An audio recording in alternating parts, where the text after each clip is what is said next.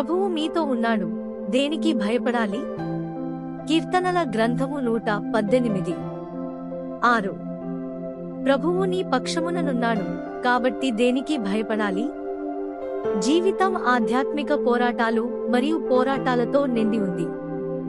మనం ప్రార్థన, విశ్వాసం, దేవుని వాక్యం, పవిత్రత, స్తుతి ద్వారా ఆధ్యాత్మికంగా పోరాడుతాము మరియు ప్రభువు మన యుద్ధాలను చేస్తాడు. దావీదు గొల్యాతును ఓడించెను. గాతువాడైన గొల్యాతు యెహోవా దేవుని అవమానించుచు ఇశ్రాయేలు సైన్యమును సవాలు చేస్తూ ఇశ్రాయేలీయులను భయపెట్టుచుండెను. ఇశ్రాయేలీయులందరూ అతని మాటలకు భీతిగొనిరి మరియు గొల్యాతు భయము చేత శూరులైన వారు సైతము దాగుకుని ఉండిరి. అప్పుడు భయములేనటువంటి బాలుడైన దావీదు అను గొర్రెల కాపరి వచ్చి గొల్యాతును సవాలు చేసెను. ఎందుకనగా సింహము మరియు ఎలుగుబంటి అతనిపై దాడి చేసినప్పుడు దేవుడు అతనికి శిక్షణనిచ్చి సిద్ధపరచియుండెను గనుక అతడు ఆ రెండింటినీ చంపివేసెను. 1 సమూయేలు 17:45. దావీదు, నీవు కత్తియు ఈటెయు బల్లెమును ధరించుకుని నా మీదికి వచ్చుచున్నావు, అయితే ఇశ్రాయేలీయుల సైన్యములకధిపతియగు యెహోవా పేరట నేను నీ మీదికి వచ్చుచున్నాననెను.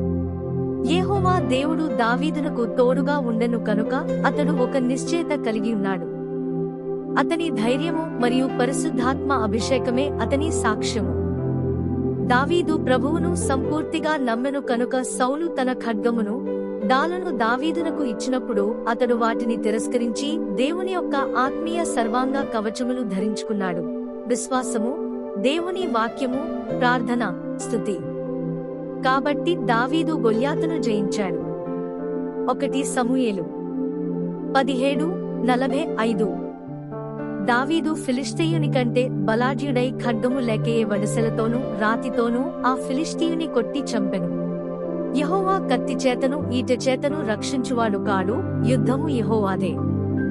మార్గములో సవాళ్లు మనకెదురైతే ప్రభువునందు మనము నమ్మకముంచుదాము, ఆయనే మన పోరాటములు పోరాడును.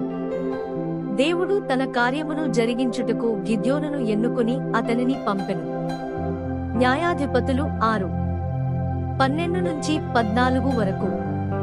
యెహోవా దూత అతనికి కనబడి పరాక్రమముగల బలాఢ్యుడా, యెహోవా నీకు తోడై యున్నాడని అతనితో అనగా, గిద్యోను చిత్తము నా ఏలినవాడా, యెహోవా మాకు తోడైయుండిన ఎడల ఇదంతయు మాకేల సంభవించెను.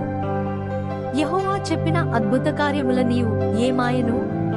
యెహోవా మమ్మును విడిచిపెట్టి మిద్యానీయుల చేతికి మమ్మును అప్పగించెనా అని పలికెను. అంతట యెహోవా అతని తట్టు తిరిగి బలము తెచ్చుకుని వెళ్లి మిద్యానీయుల చేతిలో నుండి ఇశ్రాయేలీయులను రక్షింపుము, నిన్ను పంపినవాడను నేనే అని చెప్పెను. మరియు మనము చూడగా మిద్యానీయులను మరియు శత్రువులందరినీ ఓడించుటకు ప్రభువు గిద్యోనును వినియోగించుకున్నాడు.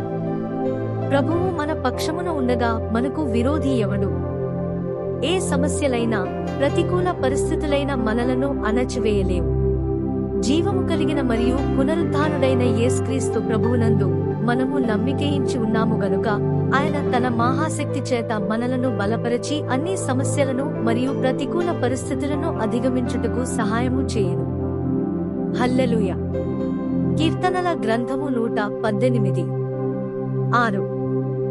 యెహోవా నా పక్షముననున్నాడు, నేను భయపడను, నరులు నాకేమి చేయగలరు?